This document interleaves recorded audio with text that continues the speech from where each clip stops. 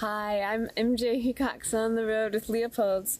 When you think of world-class sparkling wine, England may not be the first region that comes to mind, but here in the south of England, wineries have been quietly collecting awards for their champagne-style bubbles. I'm here at Ridgeview. This is a family-owned winery for over 20 years, and in fact, these are some of the oldest Chardonnay vines in England. At 27 years, they're nearly old vines. We often think of bubbles for celebratory occasions, but the refreshing acidity and touch of nuttiness from extended yeast contact can really offer a fantastic palate cleanser, perfect for pairing with creamy foods. We think you'll really enjoy it if you give it a try. Cheers. Hello and welcome to Cooking with the Cap Times. I am Beck with the Cap Times. We are very excited to have you here tonight, to have our in-person guests here tonight.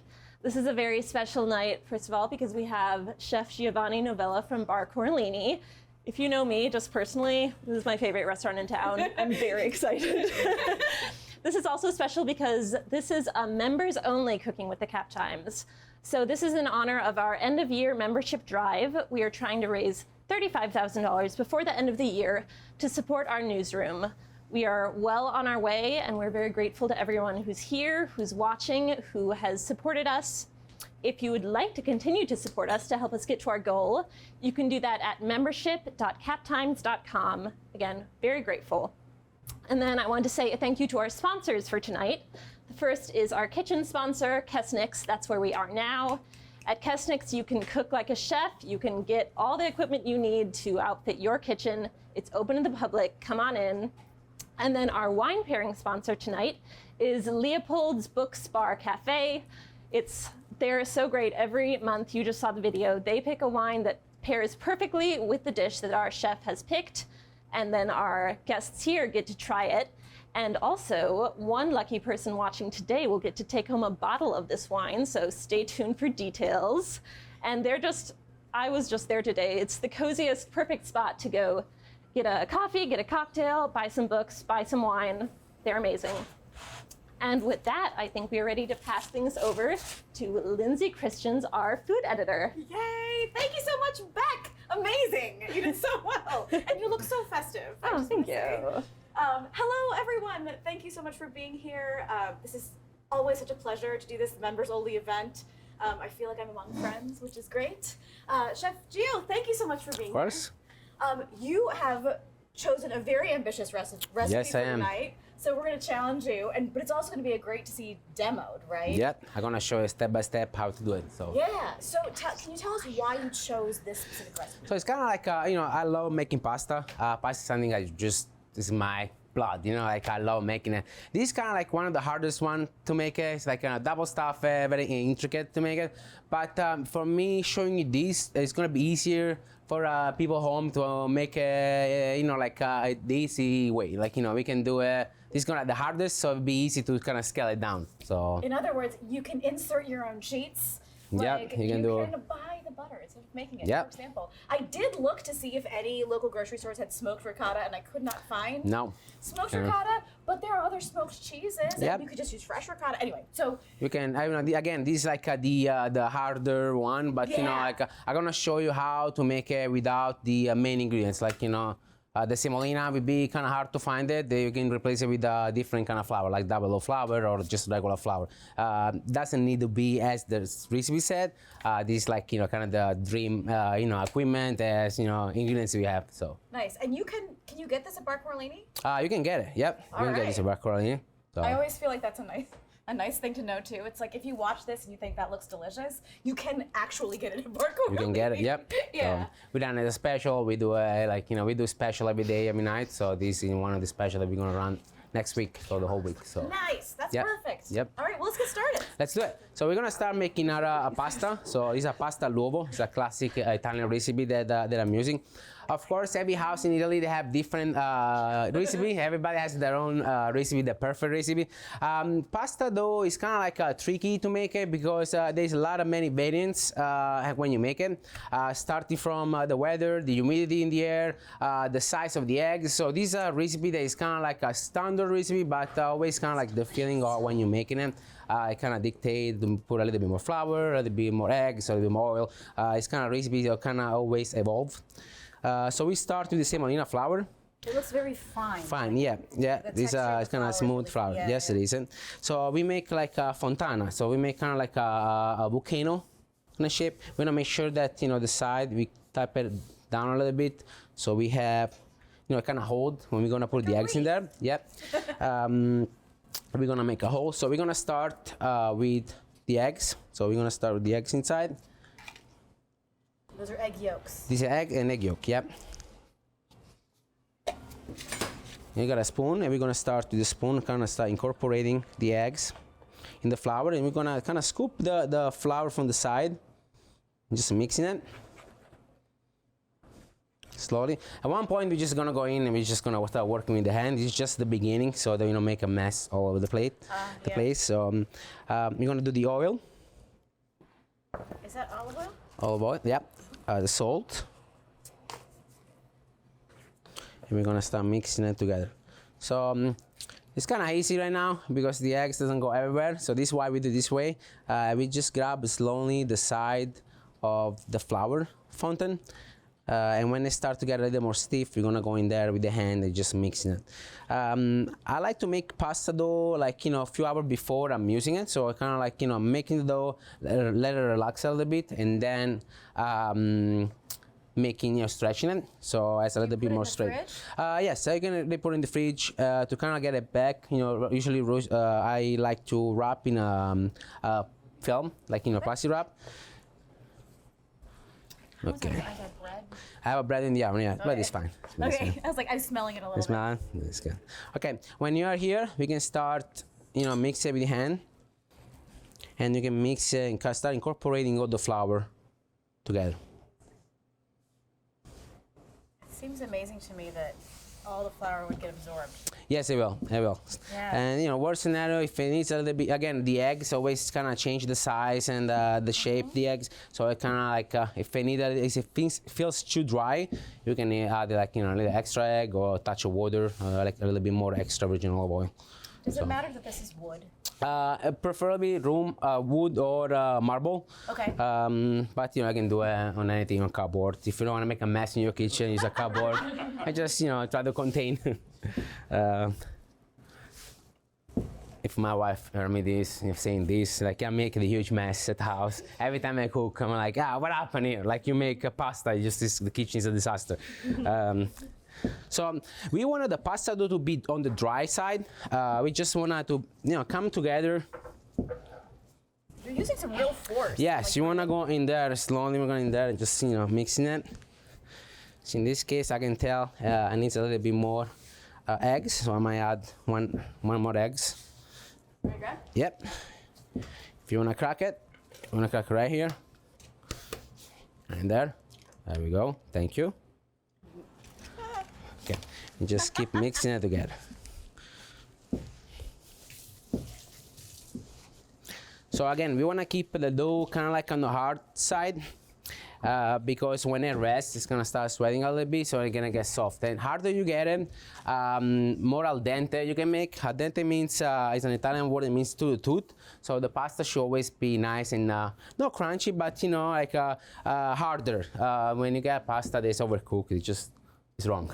It's mushy, right? It's mushy. Yeah, I don't want that. You want to have a nice bite, a nice texture. So we start. We can divide it like in a little piece, little by little. I might need that one more eggs. I was watching. Oh, you want one more egg? Yeah, just let's do it. Why not? I was watching something about pie dough recently because I have trouble with hydration levels. Yep. And one thing that I was noticing was this idea of like, as you're bringing it together, if some of the dough comes together, you can actually set it aside and just add water to the part that's not. Yep. It's kind of like what we're doing now. Yes. We're just adding extra eggs just to make it come together, and after we're gonna roll it all together. We're gonna make one big. Everything is dry right now, everywhere. We are chapped, Yeah. flaky people, and we just, it's affecting in the flour too. There we go. Start coming together. Kind of mix it like nice, energetic. Just it's a nice workout. Yeah, really. And I'm showing you guys this doing by hand, but also it's much easier. Just put everything in a KitchenAid and just let it do its thing. I like to make my life a little harder, but why not? I want to show the traditional way how we do it. So Yeah. I was just saying before the camera started rolling that your KitchenAid is the same as mine at home.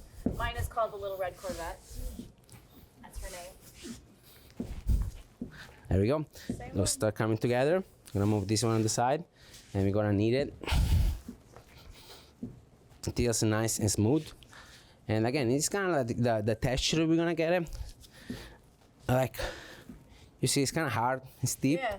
But you know, like when we're gonna roll in the mixer KitchenAid, it's gonna start. We're gonna fold it, and it's gonna finish to get mixed when we roll it. So it doesn't need to be as mixed. So There's a flakiness to this of how the egg is absorbing into the Yep. flour that reminds me of when you do that thing with like your butter and you're like pressing it into dough or flour, I should say. And when you're like pressing it flat, it's kind of a similar flaky looking texture, and you're bringing it together. and this is done. So the dough is kind of like smooth, come together. We can overmix it. This is a dough that doesn't have any, you can overmix it, doesn't do anything. But I like it to keep it almost like, you can see it, like it's not come together, but not under, like totally Yeah, come yeah. together. Because when we stretch it with the mixer, we kind of keep it Yeah. that texture. So we're gonna move on to the inside. Pulling it together Yeah. happens in the Yes, crank. when we do this. So we're gonna put the hard squash in the oven. That's the first thing we do when when you do this recipe. We're gonna get this ahead. I already have some in the oven, so I just want to show you what I mean. I So- love kabocha squash, and I find Yes, them okay. difficult to cut. They are. I'm gonna show the way how A you little should one cut your helps, squash. okay, So, yeah. so these are banana squash. Nice. I love the banana squash. These are the kabocha squash. Both great. These are a little bit drier. Kind of harder to cut it. So watch how to cut this one. I'm gonna show you the right way to do it. Just quickly. Okay. For the banana squash, I like to cut the top, the bottom. Let it stand. Put it in the hand, just kind of like tap it in so your knife doesn't move, and just go. Make sure that don't do kind of this, and just cut it down. So now you can scoop out the seed. You can use the seed. You can bake it, a little bit of salt. They're just delicious, like a little snack. They come with their own snacks built in. Yep. It's the little seeds. I always have trouble getting them dry enough when I'm doing the toasted squash seeds. It's hard to get them crispy enough. Yeah, just a little bit of olive oil, flaky sea salt. They're just like great little snack. Sorry, my wine is in the way. You get. So we're gonna roast the squash. It takes for a squash this size is on the smaller side, 350 for about 45 minutes to an hour. Okay.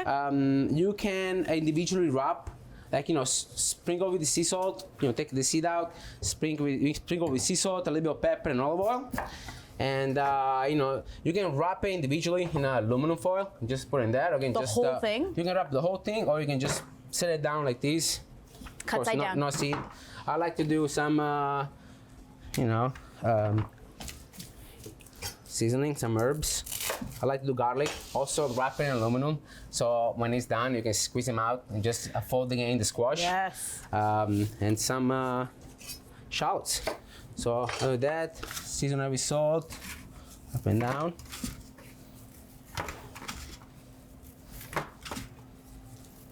Do some extra virgin olive oil. I did want to mention, if anyone in the chat or if anyone here has any questions throughout the night, throughout the recipe, just put them in the chat or ask us and we will get those answered. Yes. We love questions. We love questions. That might be the way that you get a bottle of wine too. So. Yes. Yeah. So we get some wine. So we're gonna cover with the aluminum foil. All right. And it's going in the big oven? And it's going in the oven. So yeah, we have this beautiful oven. I saw when I came here, I said, you know what, I'm not gonna use that. There's this beauty here. So I went ahead and start some squash. So it's already going right now. Kitchen magic! Yeah. Yay! There it is. Oh, it's TV kitchen magic. You know, we have the garlic that start getting soft, and you can squeeze them out. And I'm gonna show you guys, look how beautiful this is. It's kind of like nice and soft. And when the squash is gonna be ready, we're gonna kind of squish it together with the ricer. I didn't grab it. I thought about it though. Sorry? I thought about grabbing the garlic and just eating it, but I feel like it's bad form, probably. So when the squash is gonna be cooked, it needs a few more minutes. We're gonna use a ricer. Classic Italian tools, like, you know, every grandma in Italy has one, just the tomato sauce, you know? I have one that I borrowed from a friend at home, and it's like it's this big. It still does that. That's but it's this big. You know, just a little bit. This is the restaurant size. So yeah, I love to use this because, you know, when you rice it, it just get creamier. Then, yeah. I feel when you use a Robocoupe or KitchenAid or like a mixer, it kind of destroy the squash and you kind of lose that creaminess and it gets you soft. So I like to use these tools for it. It's good for tomatoes, for potatoes, all those kinds of things. Papa Pomodoro, maybe? Papa Pomodoro? Yeah. Like I live in Northern Italy thing, so I'm more in the south Italy. Papa Pomodoro is a little bit in the south. Too far north. No, how too north? With the prosciutto and all that Yeah. stuff. Yeah. So I come from a small town in the south of Italy, like, you know, between the Gulf of Naples. So Naples and Sorrento, right on the bay. A small town named Torre del Greco, and this town is known for making coral, like a jewelry. And the nickname of the people that live there is Corallini. This is why we name the restaurant bar Corallini, because it's kind of like when we call people from around here cheesehead. It's kind of like a cute, fun nickname that people kind of love it. I thought you represent my town. So next time you come in, like, you can see like this coral everywhere. The light's kind of like red, pinkish. So I want to show you guys before I move on how to cut the kabocha squash. This is kind of like the trickiest one.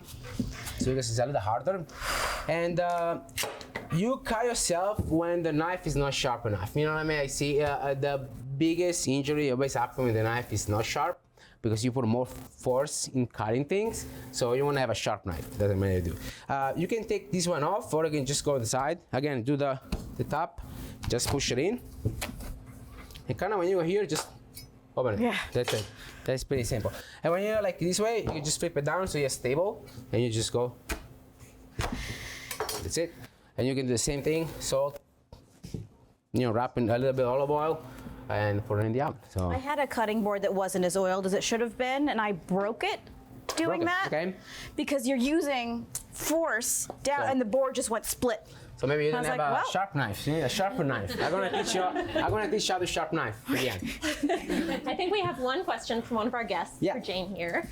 Yeah, I was just curious about what influences were in your life that caused you to take this path The cooking path as a chef. as a chef, yeah, of course. Yeah. So in Italy, everybody, like, food is like, the center of, you wake up in the morning, you ask your mom, what we eat for lunch and dinner. You know what I mean? Food is always like such a strong thing.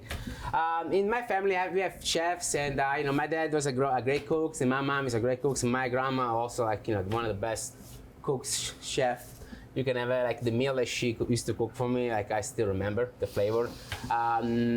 So in Italy, it's kind of the school structure is a little bit different. At 13, you choose what you want to be in life. And I was lucky enough that I knew that I want to become a cook, a chef.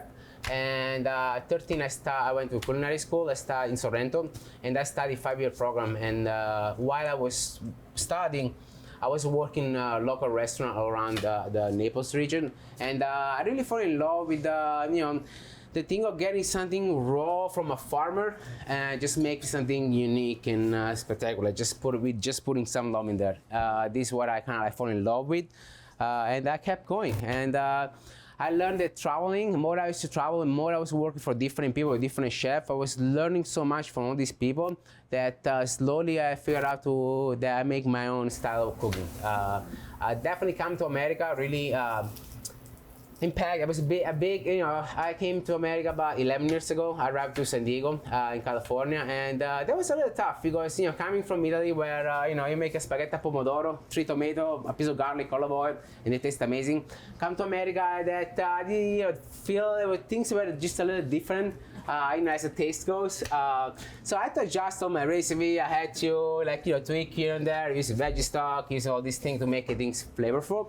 And I figured out that I had a farmer's market down the street from the restaurant. It's like, okay, it's not that I didn't know where to shop. So I started going to the farmer's market, and then, like, you know, I kind of everything went back together. But there was a big, you know, big shock coming from Italy, like, you know, tasting all this amazing food. For me, it was normal to get a farmer bringing, you know, the best, you know, tomato in the summer, and you have, you know, seafood coming your door every day. So that was kind of like different. Yeah. So, but food is it's what I know to do. It's what I love to do. So it's my passion. I love to do it. So. Lucky wife. Lucky wife. Yeah. Yeah. Okay. I want to move forward. By the time we have the squash going, we're gonna make butter. So butter. It's not that hard to make. You know, just let's start with this. I like to use heavy cream, especially I like to use sassy cow heavy cream. No, just because it's locally, like, you know, made in Wisconsin. It's one of the only few one that doesn't. It's just pure cream. Doesn't have a carragina. Carragina is like a little densifier. So it's very like just heavy cream, just like, you know, nice and you know, flavorful. They also make the best eggnog. They make, I mean, everything they make, they're just like the best. Yes. Best milk, eggnog. Like, It's I really real like. good. I really like what they do. So It's a holiday big thing. fan, big fan. I just want to wrap this pasta dough so we can use this later. I'm gonna put this in the fridge, just resting. Sweet. Thank you. Out of the way. Okay, let's make the butter. Also super easy. I'm gonna show you guys how easy to make butter, and you're never gonna buy butter again. So, so it's two ways to how to do it. You can use a KitchenAid with a whisk attachment. This is the attachment, or you can use a food processor, like, you know, like a mixer. Would you use the blade? You use the blade, yeah. I like to do this way. I think the blade is a bit too aggressive on the cream and just get super fast. I mean, if you're in a rush and you want to make it, that's great. I like to do it this way. It's 3 stages of you know, the cream start fluffing first, and they break down, and you know, they separate. I like it this way. Is more gentle. It comes better. Also, I like to see when it happens. Yes. Because it's one point, see it nice and clean, things are kind of clean, these things are. When the butter is ready, it's gonna be splashing everywhere. So watch out over there. Splash zone. Yeah, You're in I'm the warning splash them, zone. so it's not my fault anymore. So we're gonna go with cream in there. And basically we're gonna do like a whipped cream. You know, we're gonna start. We have this on the side, and we just let it go. I will say, you can make butter by accident. You can totally make butter by accident. Just like you're making whipped cream, fresh whipped cream, and you just go a little too far. Yeah, we have So butter. butter. So We've had that in restaurants Let it before, mix. not on purpose. I have this. It's not in the recipe. I have it at restaurant, so why not? It's a smoked sea salt. Ooh. It's a smoked melon salt, and because we smoke in the ricotta, that's just perfect, you know, to do it. So we add a little bit of salt in there, and we just let it mix. We kind of forget about this for a little while. We're gonna start smoking our ricotta. All right. So making ricotta also is kind of like an easy process to do it. We use, I got some ricotta already done it, and we didn't want to do everything from scratch, but it's not that hard to make ricotta. Basically just like milk, vinegar or lemon, some acidic part, and salt. You let the milk boil with a little bit of vinegar, salt, and let it rest, and after a little while it kind of separate and just straining it, you have refreshed ricotta. And then you have whey, right, as well? And that is I'm gonna yes, you can do it.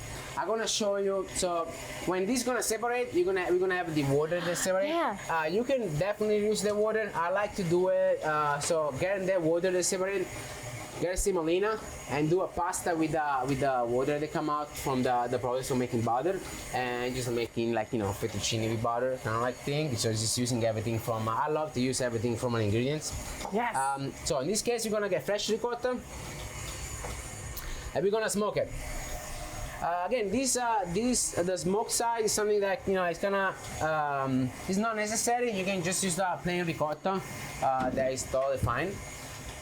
So what we're gonna do now, I have a little smoker, a cold smoke. So we're gonna put the wood chips in there.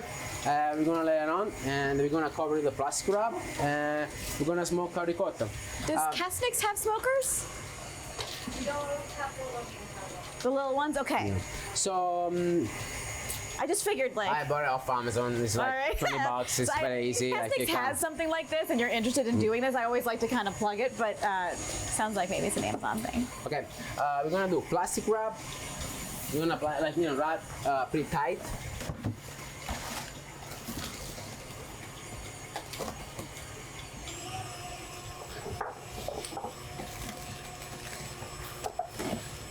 We kind of double wrap. With a knife, we're gonna lid the hole. Lost it. In the hole.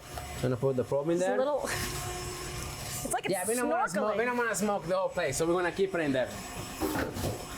So we're gonna turn this on,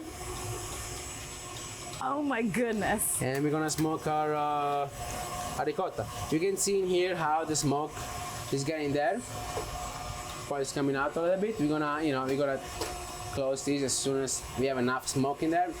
This is gonna add nice smokiness to the ricotta, but it's not gonna be too aggressive on it. So see how it's going. Disable your smoke detectors. Yeah. If you're in an apartment, maybe let your neighbors know. Yeah. Okay. Can you regulate how fast it goes in, or is it one speed? Sorry? Can you regulate how fast it goes in, or is it kind of one no, speed? I just do one speed. Just depend how much wood you put in there. But you know, if you get too smoky, just turn it off and go off in a second. Let's No. cover. Keep the smoke in there. Just set aside. Just lay on. That's it. Pretty easy. You know, if you have the tools, everything is easy, right? That's a good point. You need to have the right tools for the right Yes. job. So, okay. We have the squash going. We have the butter going. We have the ricotta getting smoke. We're gonna work on the Parmesan crisp. Yes, Super almonds and easy. Parmesan crisp. Yes. Yeah. So we're gonna do that together. So pan, it can be non-stick pan, it can be regular pan. So we're gonna smoke. We're gonna toast the almonds. So I like it to do it, you know, like you can do it in the oven, just put it in the oven, just forget about it. I like to do it in a pan with a little bit of olive oil and with the sea salt. I feel they toast a little bit better. You know, I like the crunch all the way through.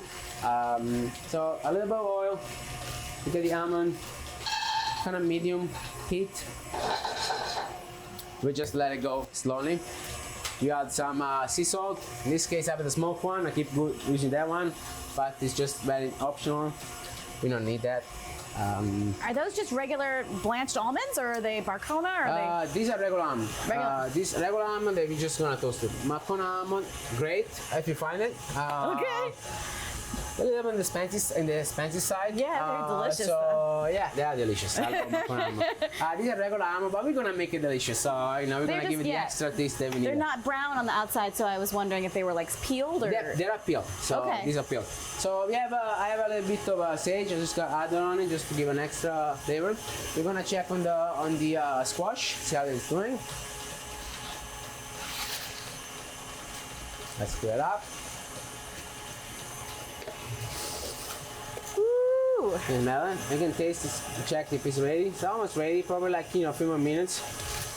I'd But you probably can use a smell. knife. Yeah. And I am the chef, and you're like. Yeah, I love to use like a paring knife and just see if it goes Yeah, in. but I can tell this one is like 5 more minutes. Almost there. We did get one question. Someone asked what setting the KitchenAid is on for the butter. So good question. So I start with like, you know, like number 2 or 3, like on the slower side, and slowly I'm gonna, you know, ramp it up. So they can incorporate more air, and the butter will become like, you know, nicer and more like creamier. So So again, easy. Like we don't It want to is make. flashy. So cooking should be like, you know, take your time, easy, no stress. You know what I mean? Like do multiple things you want, but chill, relax. You know, like we don't need to rush it. So I like it's it. going. A touch more salt in there. We're gonna make the Parmesan twirl. So Parmesan crisp. That's my lager. Okay. This one is again super simple. Just like give a nice crunch with the final dish. So you can, if you find that, you can use a parmigiano reggiano. This comes from Italy. This is great. You can finely grate it like this. If you don't find this, you can use like you know, like regular store-bought finely grated parmesan. How are you grading? Are you using a?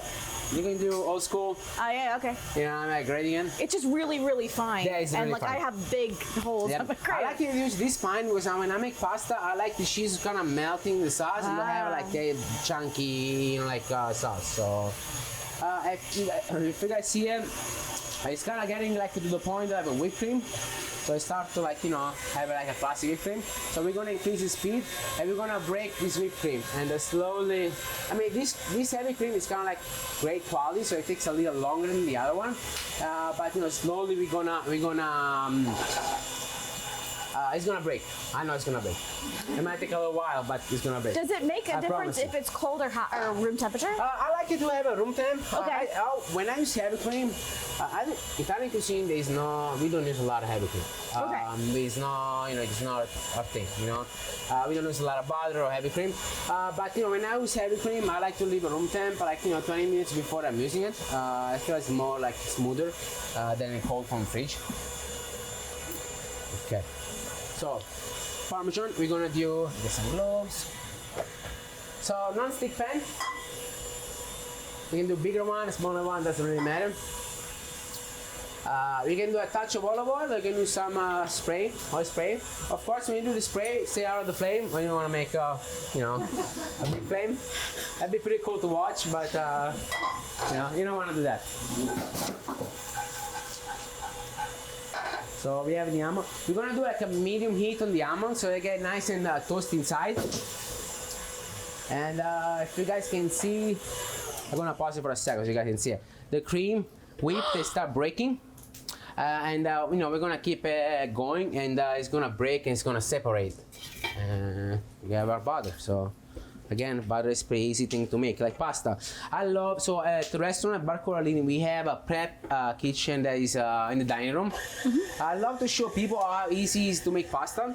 I mean, basically it takes 5 minutes. Mix it all together, especially when you do it with a mixer. You know, mix everything together, let it rest and start rolling it. Many people think that pasta is so hard to make it. Oh, I come from a store, I just leave there, I just made there, I just grab it and just using it. Magically, it arrives at the store, and then we purchase it. And it's not that hard. It's not that hard. It's easy. It's easy. So, ricotta, see like the smoke start to, you know, escaping a little bit. So it's getting this like nicely smoked, but not too aggressive. With the color of also the ricotta is gonna change a little bit. to make it more yellow? It's gonna get a little bit yellow. So these are cold smokes, you know, because Okay. the smoke that come over there is kind of like it's cold. It's not hot smoke. So If you smoke more ricotta than you meant to, what else can you use it for? oh, I mean, like, you can just eat it like that. Okay, Crackers, just eat it. All right, just, awesome. spread it everywhere you want, like piece of bread and spreading it. Love just it, like okay. just amazing. Okay, you have the pan. It's gonna be hot. You're gonna sprinkle. I'm gonna show you over here I'll so put it you down can here. see it. So hot non-stick pan, a touch of oil on the bottom. We're gonna sprinkle like evenly Parmesan. So you start frying a little bit. You don't wanna go too thick.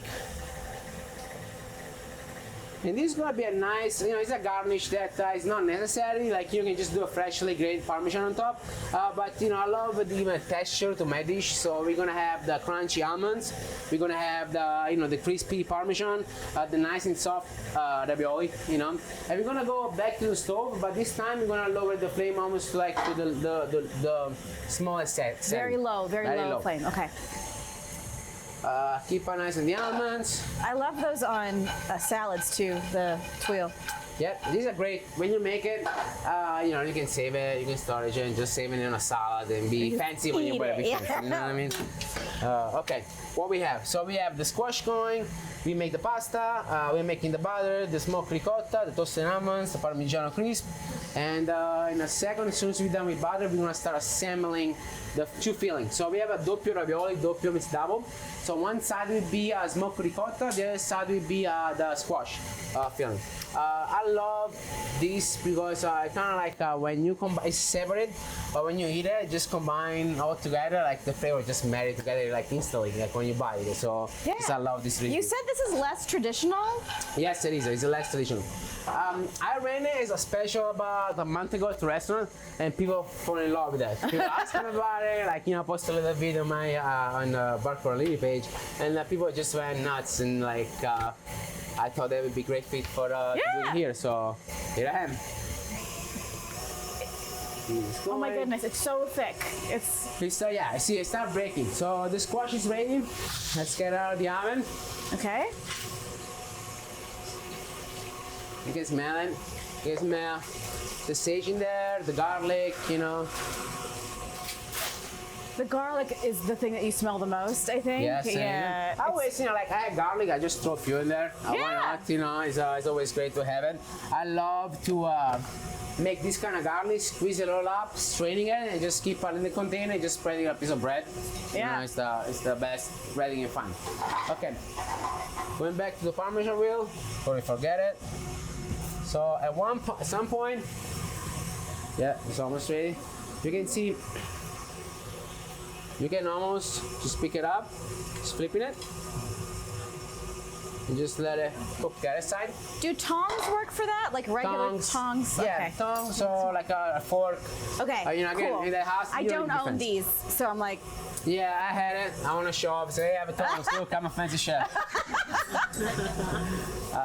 Yeah, anything works. Okay, cool. I think about it, you know, especially Italian cuisine, like, you know, made in house and homemade, like, you know, we always kind of figure it out as it goes. You know what I mean? Yeah. I remember my grandma didn't have, you know, we were making pasta, didn't have a rolling pin. She grabbed a bottle of wine, like, you know, she just started going for it. So, Yeah, you know, I mean, that, you don't have it, you figure it out. Kind of thing.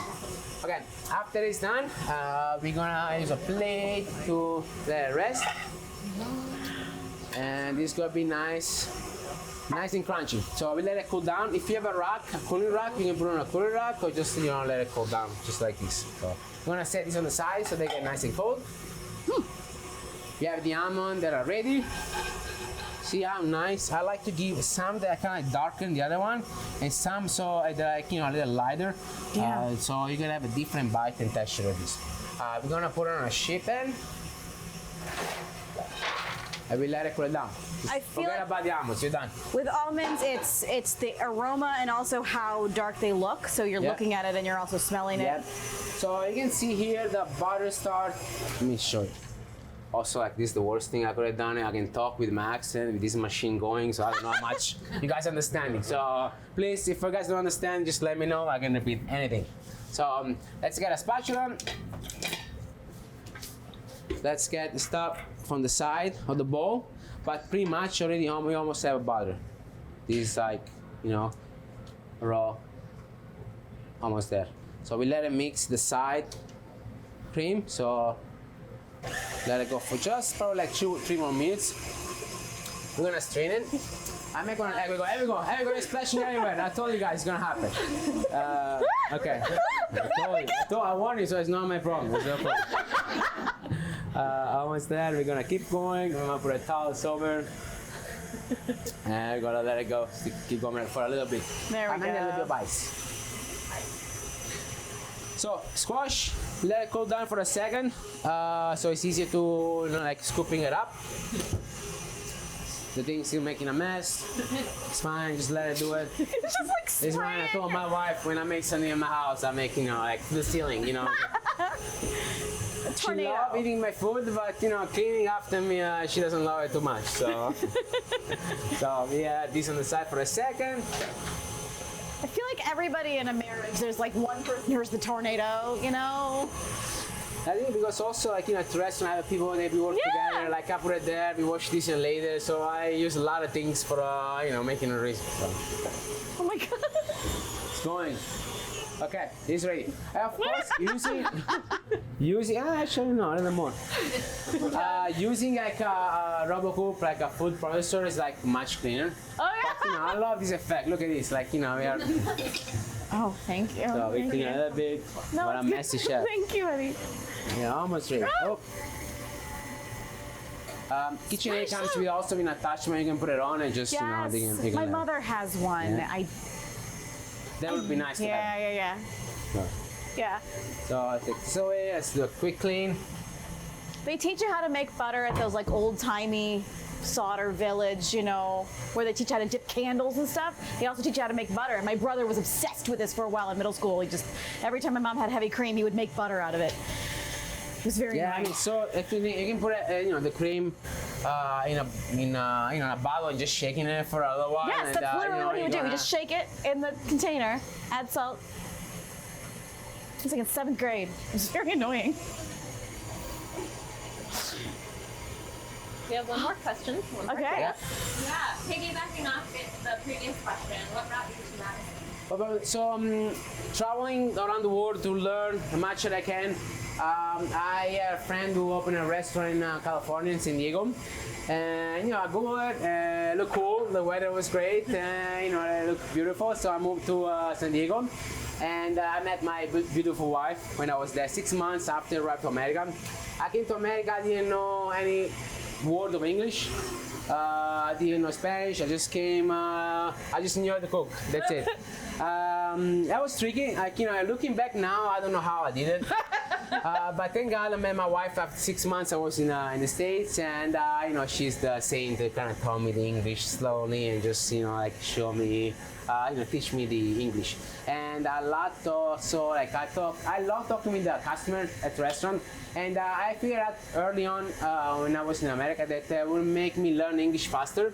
So talking with people would make me understand a few words a day. So it's still something I still do it, talking with people, to the restaurant, just talking and become friend and family eventually. So that's great. This is how I do it. Yeah. So my wife I lived there for 5 years when we started having kids. Now we have 3 of them: Chiro, Allegra, and Eden. Chiro is the oldest, 6, 4, and 2. So busy life. But again, the wife is the one who kind of keep everybody together, everybody tight. So she's from born and raised in Madison, and after 5 years we live in California. It was time to move close to the family. All my family is in Italy, all our family is in Madison. It makes sense to come close to the family. So I love being around the family. So that's why we're here. Nice. Man, 2-year-old. Goodness. Yeah, this is done. So okay, we stop making a mess. Clean a little bit for the camera. Nothing clean, nothing happened. Just give a quick one around. We have another question from Beverly who's watching, and this is about the wine. She says her granddaughter likes a sweet wine, and she wants to know if when she comes to visit during the holidays, will she like this featured wine? I personally would say yes. Yeah. I think it's delicious, not overpoweringly sweet, but very pleasant, bubbly, light. It's champagne style. Yeah. Champagne goes with everything. I mean, when in doubt, bubbles. Right. Yeah, so That's my theory. I would say yes. Go to Leopold's, get a bottle. Okay, this is done. I'm gonna take this off. I'm gonna clean the mixer. Kind of make as I anticipated, we make a mess. But again, I like it this way because the butter gets creamier. Take this out. Again, take the attachment off. I have a fine mesh strainer that's not quite this fine, that's round. That's also fine. You can use a cheesecloth. You can use a bigger size. It just means to strain the liquid. This is pretty big size. Also, before you can put in there, you can just get it all together. Like a ball? Yeah, you can combine it together. So this is all to take the water out. Oh. You can squeeze it. Oh yeah, because there's a lot of that's what was splashing. See, it's what I was splashing. See, when it gets solid, you're gonna start splashing. But look how beautiful, this yellowish butter we got, And the other stuff is buttermilk, right? There is, you can use it, it's butter. You can let it ferment for a little bit and make buttermilk. But this is the hay, usually, I like to use it to make pasta with that. I just get this water and I fold it in semolina, a little bit of salt, and I make my pasta. Instead of eggs or in addition to eggs? Instead of eggs, yes. Instead of eggs, okay. Okay, I'm gonna push it down a little bit. Now is the fun part. We're gonna wash the butter, get some ice. We're gonna get a bowl.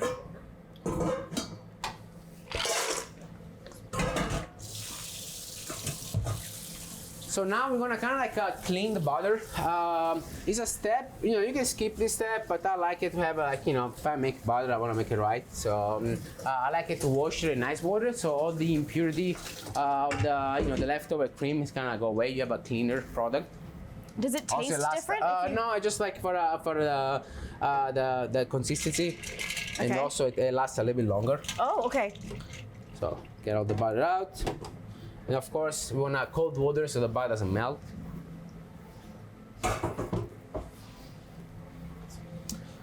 Here we go. These are butter. See, now I'm gonna wash it a little bit. See how the water gets a little milky. It's like washing rice. It changes the color of the water. Yeah. And again, these you can use store-bought butter, but for the holidays you have time and you want to do something unique. I'll show you how to make butter. Right? I'll show you how to make butter. But you see, other than cleaning up after, it's pretty easy. Just put everything there. So. If you have someone else to clean for you, that's the move. There you go. Where is my assist? Okay. See, we have the butter. Now we can shape it, put it in a container, and put it in the fridge. For this recipe, I like to use very cold butter. So I'm gonna do a little piece, and I'm gonna put it in the freezer.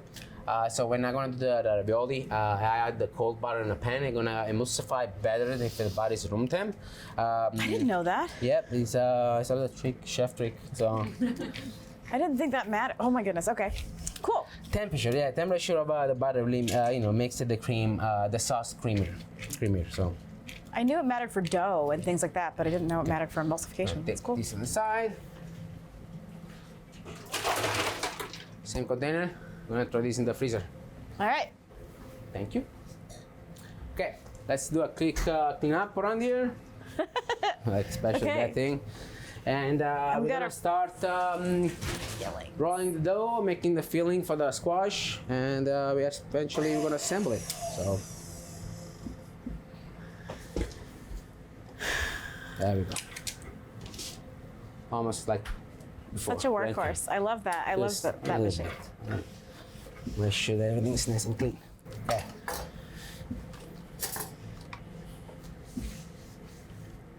Okay, now we're gonna move to the next step. Cool. We're gonna rice the squash.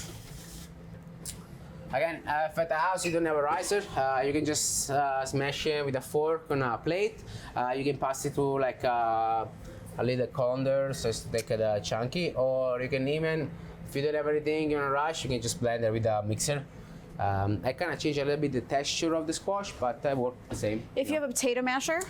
You can, but I like it this way with the fine setting. This different setting you can put in the machine. I like this one best. It comes nice and smooth. But you don't want to necessarily put it in a food processor? No, it's kind of like destroy the squash. You kind of like lose all that nice texture, so that naturally has.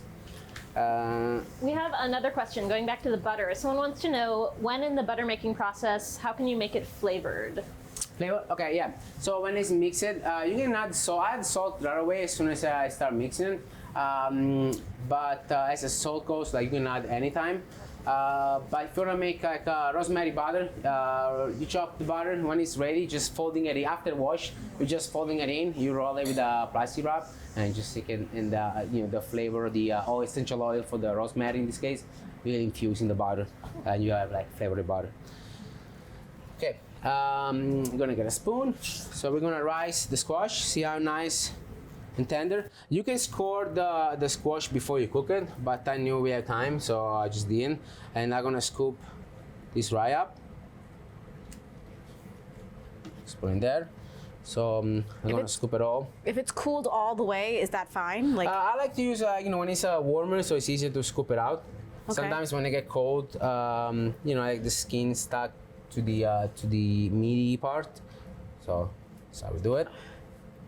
Got it. Okay. But you can get cold, it's fine. I mean, it just takes an extra second. But so now, because a little skin in there is fine, because it's not gonna go through the fine stuff. But because I roasted the garlic, I'm just gonna squish this in, almost like toothpaste. Just get in there. It just smells so good. It's so sweet. Same and thing garlicky. for the shallots. I add some shallots in there. I'm gonna put this in there. It's not gonna go through, but when I rise, all the oil is gonna come out From the sage, yeah. from the sage. I love sage. Like sage is. I love to use sage, but it's such a strong herbs that you wanna careful. Like sometimes it's overpowering. It kind of cover all the flavor. So sage is like an herbs that you wanna use it. Not too aggressive. Mine stays alive in my garden for a really long time, Yep. so it's like one of the only things I can still, the sage, and I sometimes get some time, kind of late in the season, I can get some time, but basil, you like breathe on it wrong and it's dead. Yeah. Basil is my favorite herb, I so love watch out how you talk about basil. I love basil, but it dies so fast. I know, it's kind of hard to keep it. Okay, so we have the squash in there. And I'm gonna start mixing it.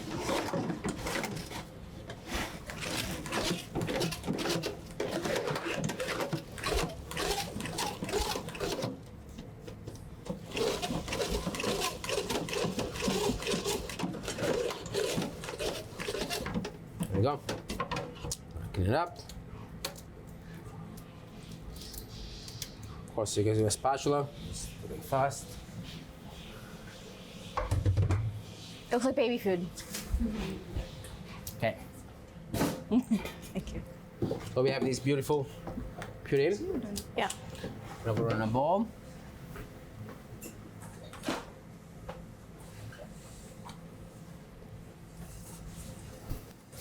I'm looking at the squash filling. Okay. Oh, And- Parmesan cheese. Awesome. So now that we have the puree, mix it all. No waste. Can you smell it? Can you smell the garlic, the sage? Yeah. Oh, it's wonderful. So give it a try. Give it a try now. All right. And give it Ooh. a try after I add the Parmesan and the season. So there's just a touch of salt. Ooh, the garlic really comes through. And sage does too. You get the oils from the sage. But it's kind of the sweet side.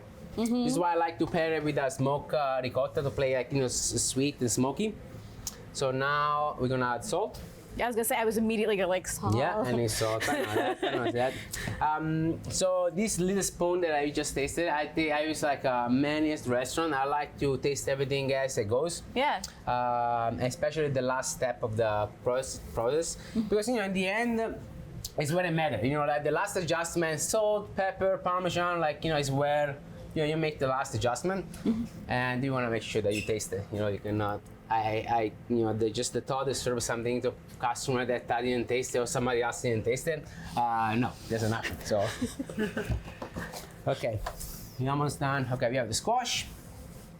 Okay, if you're home and you don't want to do double ravioli, you get the ricotta, you mix it in the squash, mix everything together, piping it, Just make a ravioli, cutting it, whatever. We're gonna do the fancy one. So I'm gonna show. Okay, we're gonna do a little bit of parmigiano, a little bit of pepper. With the squash, I always like to use nutmeg. It's not a nut, but I just like mix it together. I think I paired really well. I mean, with the Oh, I butternut, love the it. sweetness, I mean, it reminds me of eggnog again. right? And now I'm good at eggnog on the brain, yeah. we're gonna mix it together. So now you can get a little bit more sage and just chopping it up. But because we use it so much for the oil that was in there, and we rice it together, that is enough in the squash that it can come through enough. I don't want to kind of overpowering. I want to be still having the squash flavor. I like to use to put the Parmesan when the squash is still warm, so to incorporate a little bit better. Does it melt? This Parmesan grates so thinly that So fine, just yeah. fine. Okay, we mix it all together. And we're gonna put it in the cooler to get like solidify a little bit. So when we pipe it, it's easier to make the ravioli. But give it a try now. Try it now. Now there's there's parmesan, there's nutmeg. Oh, here it is. Here's a little spoon. All right. Okay.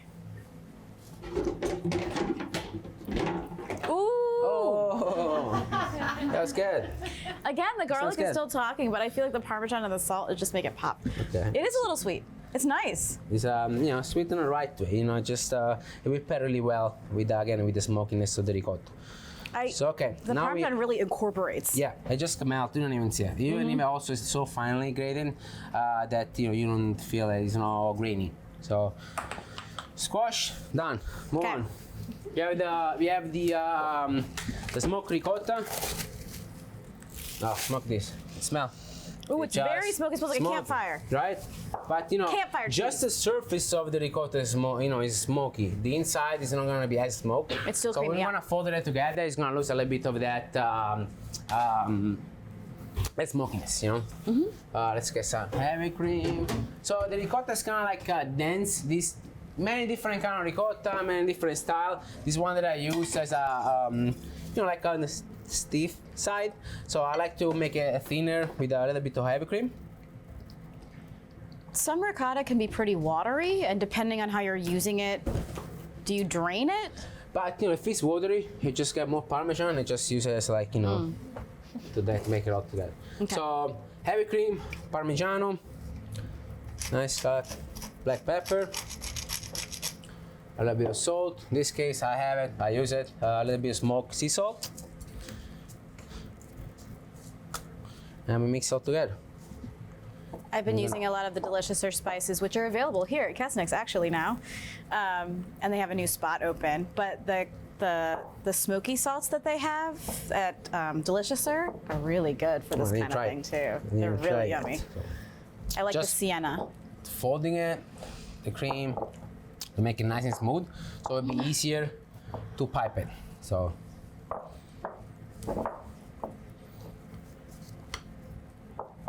Okay. You can help me out and taste it? Oh, all right. I'm sorry. Oh, it's so hot. I never taste this much when we do With you. these. All right. Ooh. The smoke kind of comes later. You get like the texture of the cheese first. This ricotta is so mild, it almost doesn't taste like much. So the smoke is like this little bit later thing. I thought it was gonna be super smoky, but it's not. Yeah, there. because the smoke it kind of like it goes only on the exterior part, so the inside is not smoked. So when you mix it, the volume of the inside is just like smoke kind of goes away a little bit. So now we have the filling. Gonna put in a Big piping piping bag. bags. Piping bag. I think these are available here. They have piping bags. I think I saw it. Yeah. So we have one piping bag with the smoked ricotta.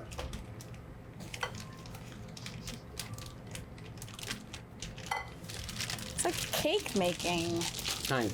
cake decoration. And you can do the filling the day before and just keep the piping bag in the fridge, and the day after you just do the rest. Make the pasta. Again, it's a thing you can make in step. The day before you make the filling, the pasta, the squash, whatever, and the day after you're gonna just maybe when you have people over, say, "I want to show what I love." Like, let me show you. You have the squash coming in.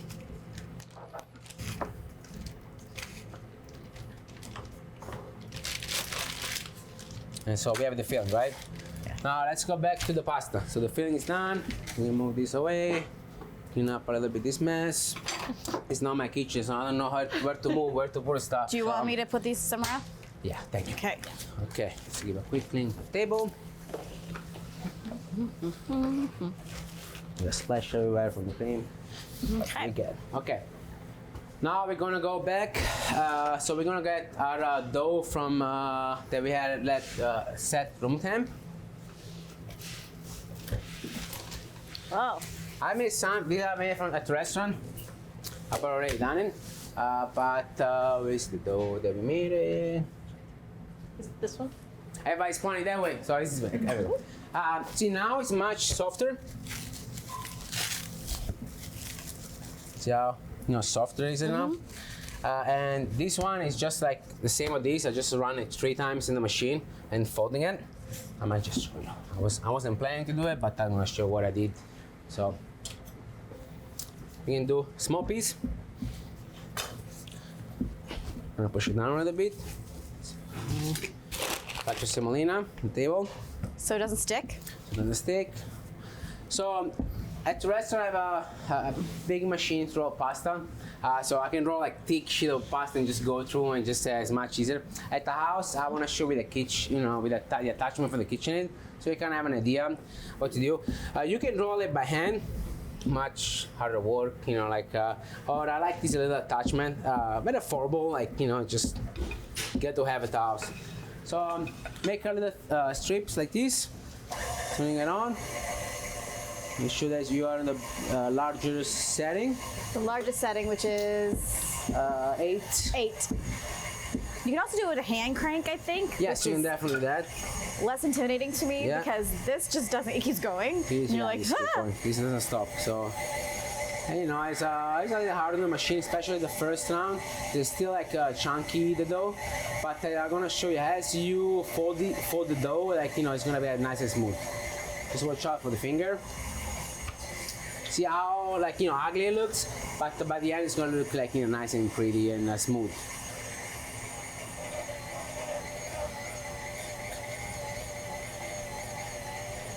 So thin it up a little bit.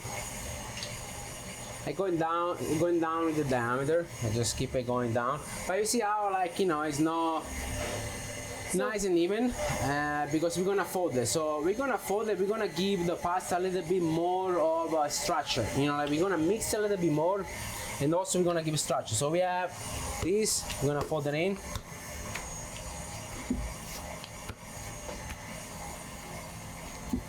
So it was on 8 and now it's on. We're gonna go down to 3. Okay, down to 3. Okay. Yep, and you can see already how the dough, mix a little bit more.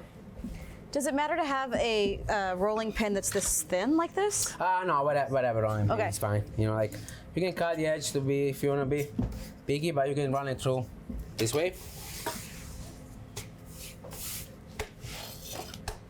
And you go back to the larger setting. 8. Yeah. And you go run it through again. So, but this time you can see that it's much smoother. Okay, let's see if I can do this.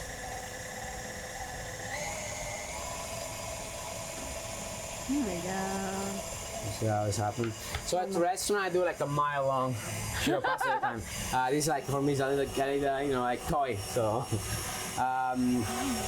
you can get it in, and from here you can just go and.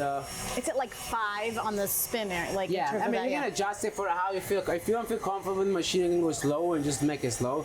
It doesn't matter that speed. Doesn't matter. Yeah, Speed okay. doesn't matter in this case. But you see how slowly it starts, looking better and better. You could have folded again at this point, and you just want to go down probably to number 7 when you make the pasta. I'm gonna use the dough that I made at the restaurant.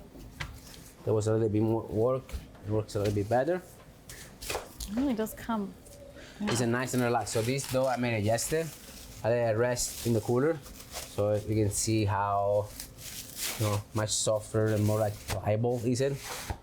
Looks like Play-Doh. Looks like Play-Doh, right? And, so we got our little strips. It's so yellow. I feel like it's. The quality. So the eggs, the color of the eggs always kind of change based on the what the chicken eats, what they feed to the chicken. I like to use a bright yellow, egg yolk. So it gives us this beautiful color. We source our eggs from a local farm. When they have it, we buy through Vitruvian Farm. I love them. I love their place. And again, because are organic and there's no mass produced, they come in different shape, in different size, in different color. But that's the beauty of, having something that is organic and just they treat the animal right, and you can taste the difference. So. Again, you could have made this by hand, just going, but again, we're gonna use the machine. It's much easier. And we're gonna go back. So, okay, let's do one more time. We start with 8.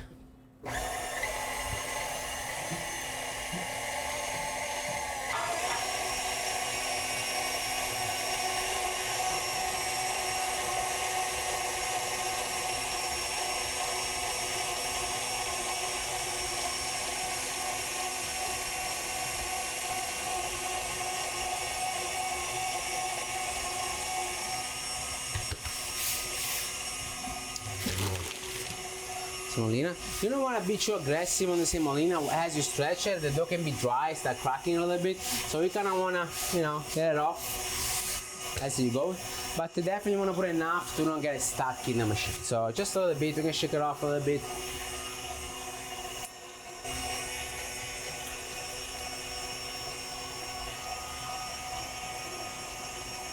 Down. And we keep going down with the number. Probably with the machine, you wanna go you don't wanna be too aggressive to go down in number. So we're gonna go a few steps. If you feel that you need an extra step, just go for it. Not relaxing. 8, I did 8, 6, 4, Got it, 4 okay. again, 2. Also the dough is gonna tell you what it needs it. It's like you feel it. But probably the setting for this one would be probably I'm gonna stop 1.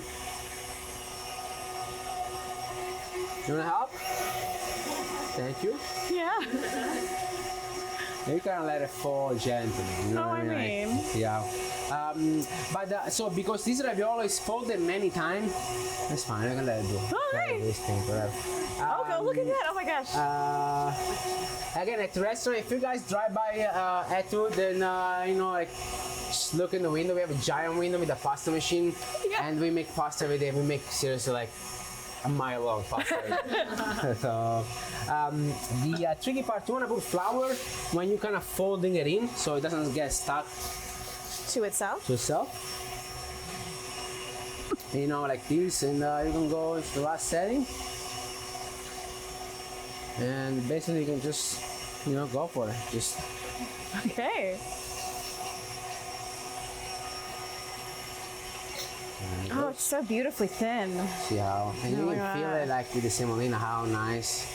It's not too smooth, so the sauce kind of grab on the noodles, Okay.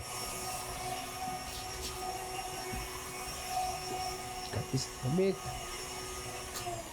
Okay, done with this. You can clean it, put on the side. Okay. So now I want to show something before I make the ravioli. I want to show. I'm gonna use this for the pasta. Okay. Okay. If you're home and you want to make ravioli, but at one point you say, you know what, I'm done. I want to make ravioli. I made too much dough, and so what we're gonna do? A little bit of semolina. I'm gonna cut this in half. Put on top of each other. I'm gonna fold it like this. Fold it like this. I'm gonna use a little bit more semolina. Put it like this. And we're gonna cut. And we have this beautiful tagliatelle. There we go. Super easy, right? So in Italy we're kind of crazy about pasta. So every millimeter that this change is a different name, from tagliatelle, fettuccine, pappardelle. It's all same dough, same technique. It's just Call it something the else. thickness, the size change. Okay, now that we have this beautiful pasta done, we're gonna get a filling here. So this is the filling that has been chilling. This is the one, that Cooking show chill. magic. Yeah. So this is the ricotta and this is the squash. So see how the squash, when they get cold, they gotta get a little bit harder. Just gotta come back together. So when we pipe it in, it doesn't. I was gonna ask if you had a tip, but you don't. There's no tip. There's no tip. You can use a tip if you want, but this is not necessary. Okay. Now I like to use spray bottles. You can use. First of all, make sure there is enough flour on the bottom. doesn't stuck. You know, you do all this work and they get stuck on the table. Like, you know, that is not fun. So, flour on the bottom. Make sure there's no flour on top. I like to just spray brown. We're gonna mist the pasta just a little bit. You can brush it. You can use your hand, whatever. Just how it stays. I like it. It's more uniform the way it goes down. Let's do it. Okay, we're gonna pipe the top with a squash, just like this. It's like Squash.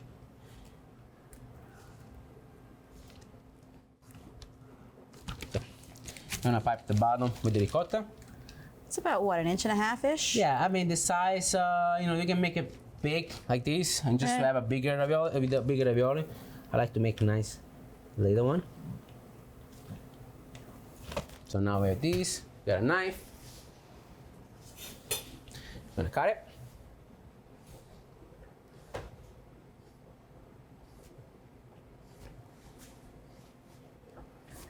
Before I do this, you don't want to do this crazy shape, whatever. You can just pipe this out like this. Pipe the squash in there. Got a piece.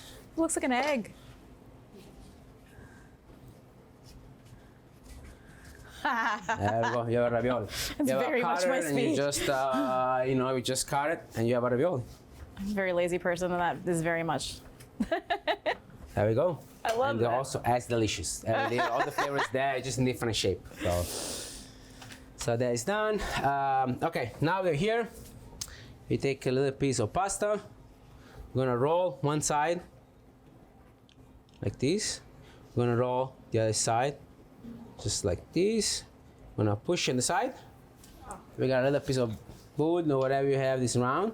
We're gonna kind of like squish the side because you know there's a lot of pasta that kind of overlap. So you want to make sure that the side is kind of like nice and squished, so it will be not too thick. Because you know you have a thin layer here, and you have like 4-layer rolling up. So you want to make sure that the side is squished. So it doesn't be undercooked while the Yeah, rest you know, is they over. kind of cook even. Pasta cutter. This is my best friend. So I use this a lot. I got this from Italy. I have one of those from my grandmother for pie. And you know, I just cut it, and you have this beautiful, cute little pasta thing. You know, It's so cute. right? And you know, like you have the smokiness from one side, the sweetness on the other side, but when you eat it with the homemade butter, like you know, it just explode in your mouth with the parmesan crisp and the almonds. It's just amazing. I'm gonna just finish this one. Yep. And we're gonna go on the stove, and we're gonna make a dish. So. It looks harder than, you know, it's not that hard. I mean, also if you mess it up, who cares? You know what I mean? It's pasta. You're not saving life. You know what I mean? Like, it's easy. You know, if doesn't look perfect, whatever. Who cares? You're gonna eat it. You're gonna eat it, right? Yeah. I like to make it look all the same. I think I love to make it look good, but you know, because I do so many. Yeah. So for me it's easy. But you know, if it's not perfect in the end, it's you know important that the feeling is right and the taste tastes good. That you know the shape doesn't really matter. You can even go ahead and just you know do it first, the first step, and after you cut it all together. It's good. If you go to the Cap Times Instagram, there's a video that Chef Gio made for us where you can really see him zoomed in on how this process works. Thank you for making that. Yeah, of course. That's fun. I mean, I make pasta every day. I have a great people that work with me, like you know, in the kitchen. They all love doing it. Actually, they're the one that running the restaurant now, so they are my family. You know, I spend more time with them than my actual family. I love all of them. You know, they're great people. Like I feel. You can be a great chef, but if you don't have the right team, like you know, you can go anywhere. You know, obviously you can make the best dish, but if you have people that understand what you do and understand your goal, you know, like they are the backbones of the restaurant. You know, it doesn't matter how fancy or good things you can make, but if they're not on the same page, you can never succeed. So, my team, number uno. Okay, we're almost done with this, so we're gonna roll again at the edge of this one. Almost done with this.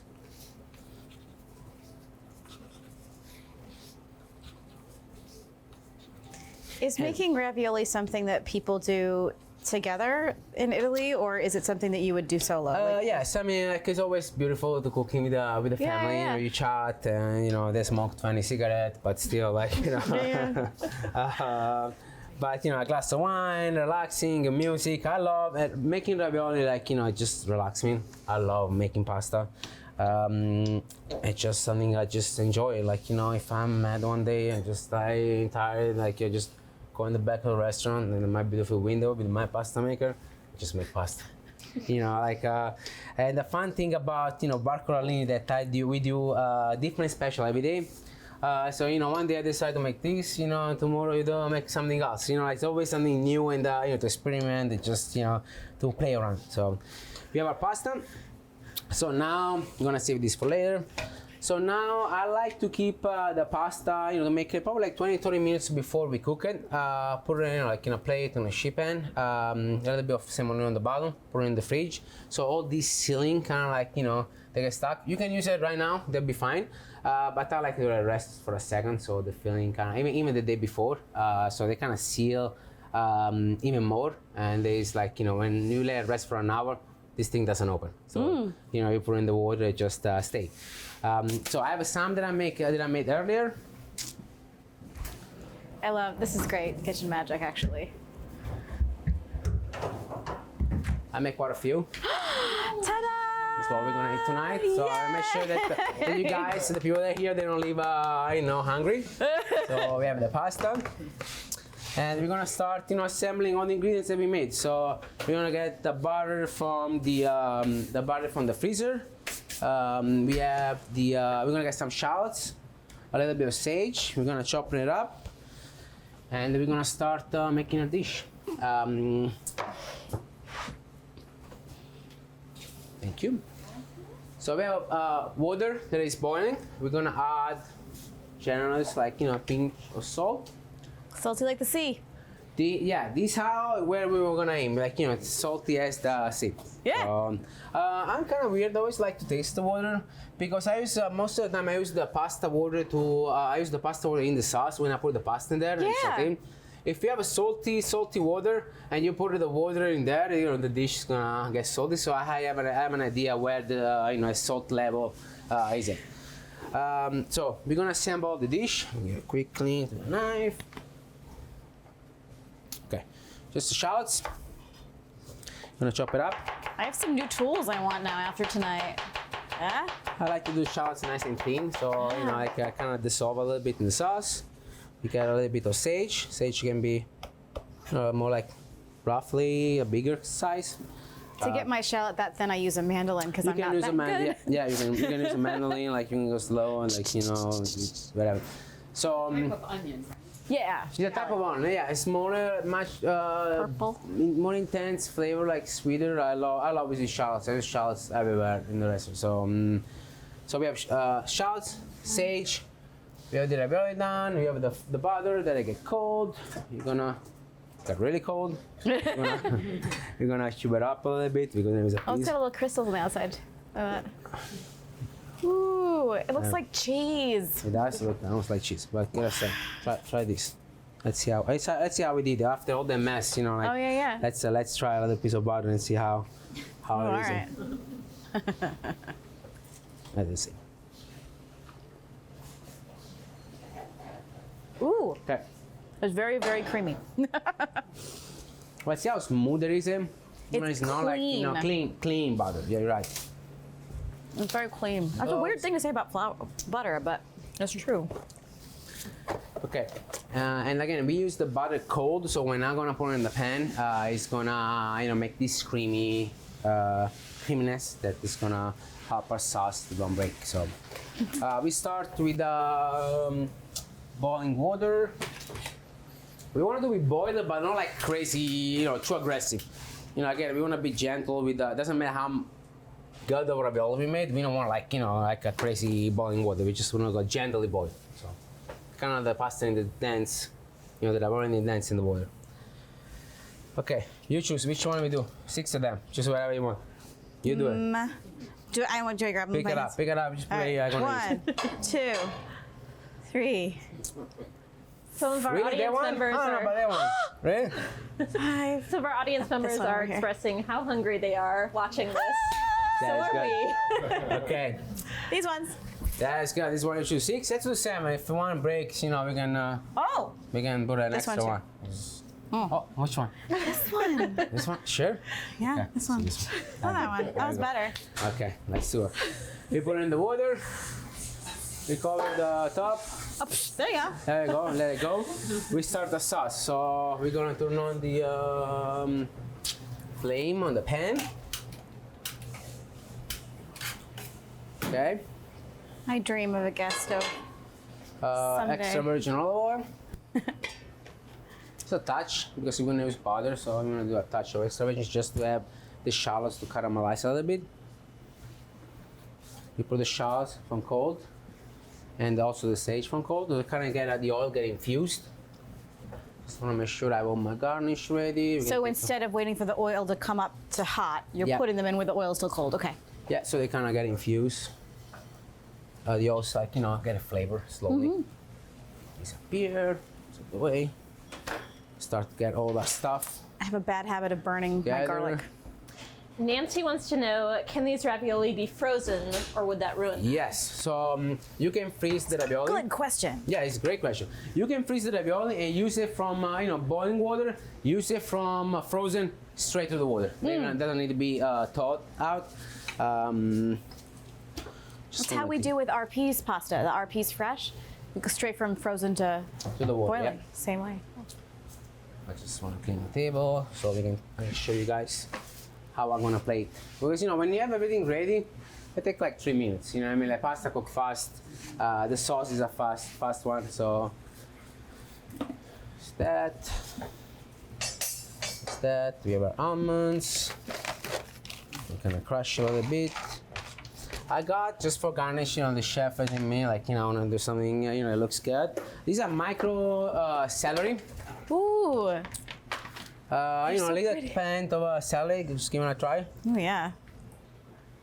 Such a teeny tiny little plant, but just have like nice intense. So much flavor though. So much flavor. Is that, Tons. So, It tastes like celery, but they look Right? kind of like baby cilantro. yeah, it kind of looks cool, so you're gonna look cool on top. It's not necessary. We don't really need it, but why not? I mean, what we right? need is Right. So we have all our open garnish slash all these beautiful elements. So we have the almonds that we crush. We have the parmesan crisp. There is the the micro celery, and keep a nice on the ravioli right there. A spider, where is spider? Where are you? A spider, yeah. Or a spoon with a hole. I know I had it. You gave him at some point, but I lost it in this mess. I don't see it. I'm looking around. It's okay, she got it. There we go. It's right here. Oh, I told you. So, okay, we just want to make sure that the pasta is cooking right, just a couple minutes, and when it floats, or how many? About 3 to 4 minutes. 3 to 4 it does minutes. float, but because there's so many folding part that you want to make sure that it's cooked all the way through. So now you can see, the shallots, and the sage, start getting color. Now it's time to put some pasta water.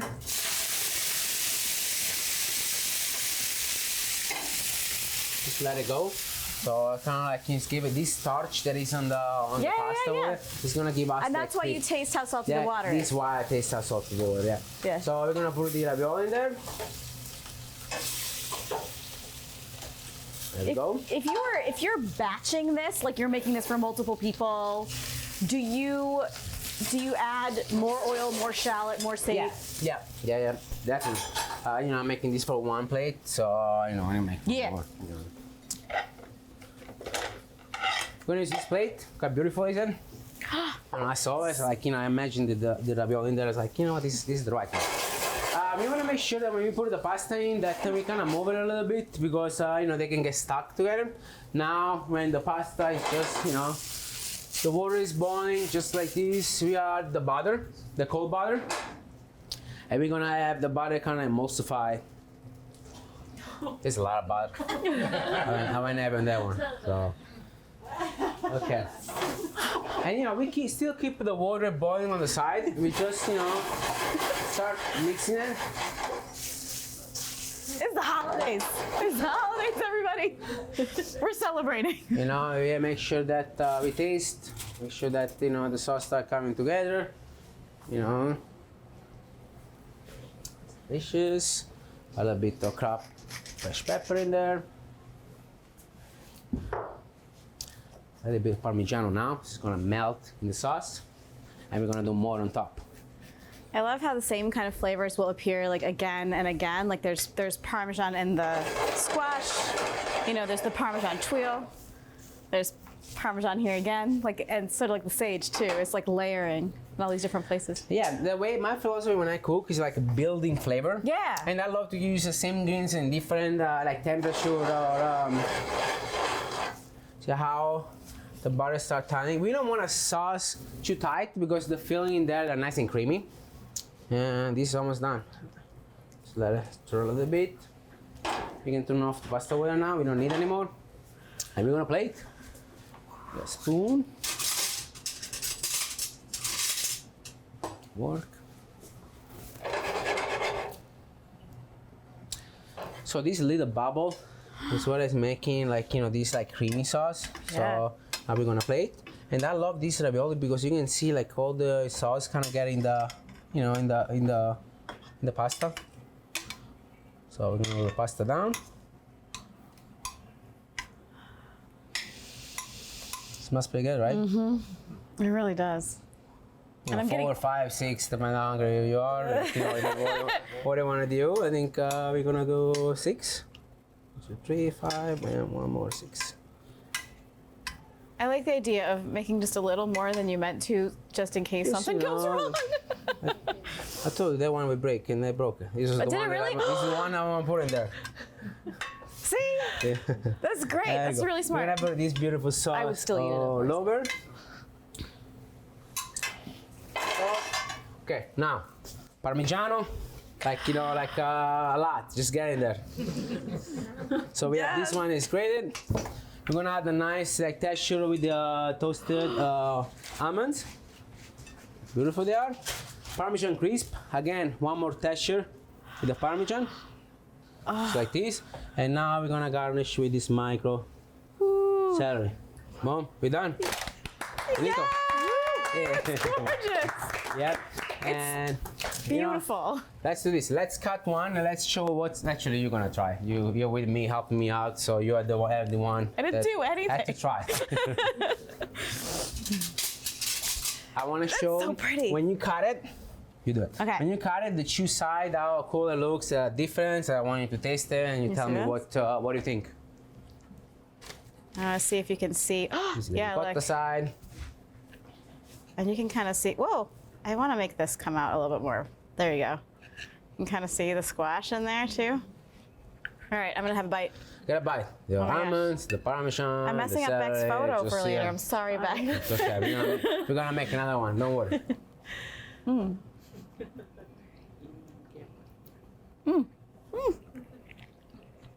It's amazing. No one should ever eat Sorry, on I put camera. on I'm the so spot. sorry. So. I think that nod says it all. Beautiful. Thank you. That is good. I'm gonna eat the rest It's a of it. pleasure to cook for you guys. Thank you so much. Thank you so much. Thank you. Grazie. Thank you to Chef Giovanni for being here today. That's amazing. I'm very excited to eat it. Thank you to all of our members who are here in person and watching online. Thank you for supporting us. If you want to help us get to our goal of 35,000 for the end of the year, you can do that at membership.captimes.com. And thank you as well to our sponsors, Kesnick's and Leopold's. And thank you for tuning in.